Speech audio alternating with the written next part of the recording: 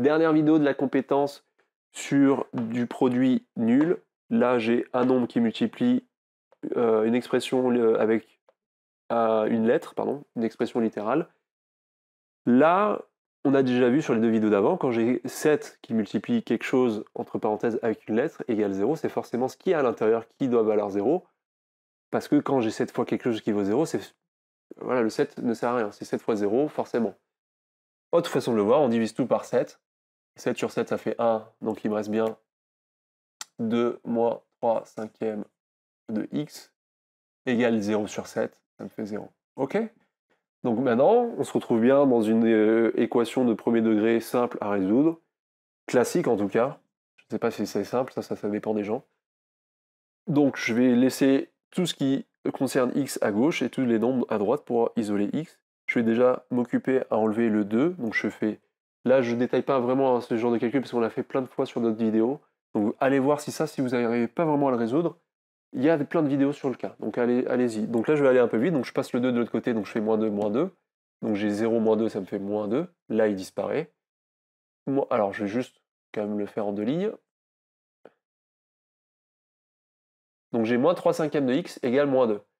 Donc, quand j'ai quelque chose qui multiplie x, je dois diviser par cette chose pour l'enlever. Donc si je le divise à gauche, je le divise aussi à droite. Plutôt que de parler de division, on a une fraction. Il faut penser qu'une division, c'est diviser par quelque chose, c'est comme multiplier par l'inverse de cette chose. L'inverse de moins 3 cinquièmes, c'est 5 sur 3, enfin moins 5 sur 3. Donc là, je fais moins 5 sur 3 fois moins 3 cinquièmes, ça s'annule, ça fait 1. Et par contre, il apparaît à droite. Moins 2 fois moins 5 tiers, d'accord?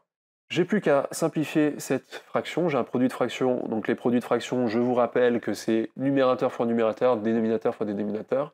Le dénominateur, quand c'est un entier, c'est toujours sur 1, d'accord? Donc j'ai 1 fois 3 en bas. Au niveau des signes aussi, on peut s'en occuper dès le début d'ailleurs, c'est moins fois moins, un nombre négatif fois un nombre négatif, ça fait un nombre positif, donc j'enlève le moins. 2 fois 5, ça me fait... Ok, j'ai 10 tiers. Ça marche? Et voilà, donc je donne avec un petit s égale la solution de l'équation, c'est 10 sur 3. Et voilà, là je peux encadrer, je peux surligner, etc. Ça dépend de vous, de votre prof. Faites les exercices, entraînez-vous, ça c'est pas facile de se dire que c'est acquis. Il faut vraiment faire les exercices pour se dire « Ah oui, c'est bon, j'ai compris ». Allez, on se fait d'autres compétences. Et là, pour les prochaines compétences, on va avoir du produit nul. Donc ça va, enfin, on est quand même sur du produit nul, hein, je suis d'accord. Mais là, on va voir vraiment des expressions littérales fois des expressions littérales qui donnent égale 0. Et comment on résout ça?